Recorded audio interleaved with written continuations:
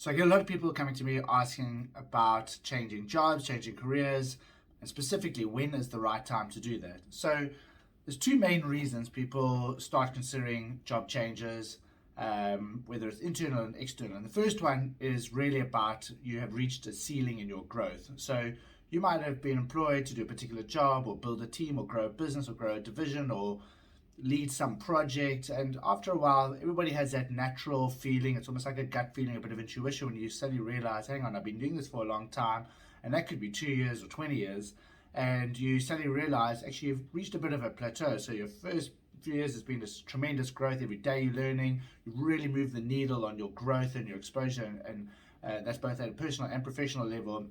And suddenly you get to a point where you sort of start plateauing about, you're still enjoying it, but you're more in a caretaker type position. And that's fine for a while, but eventually, as is our human nature, we get a little bit itchy. We want to grow. We want to go to the next thing that really stretches us, and again moves that needle. So at this point, you would really be best encouraged to look inside your current organization to see if there's an opportunity. Now, that doesn't always exist. It might be a small business and there's just no other things to do, or a large organization where you get an opportunity to go work in a different division or in a different part of the business, or a secondment or whatever it might be. I always encourage you to go have that chat with your manager, your leadership team, whoever it might be, before you start looking outside the business. And that is the cold hard truth, is that sometimes you might have to look outside the business, which might seem inconceivable 2 years ago, but suddenly you go, hang on, for me to grow now, I need to move on to a new area. The second main reason that you should start considering and looking at another role is when you've had a disagreement or misalignment with the direction of the firm. So this could be from a very healthy type situation where it's maybe agree to disagree, where leadership think we must take the business this direction, you think it should go that direction, agree to disagree, and that's absolutely fine, but you do need to part ways at that point, or soon after.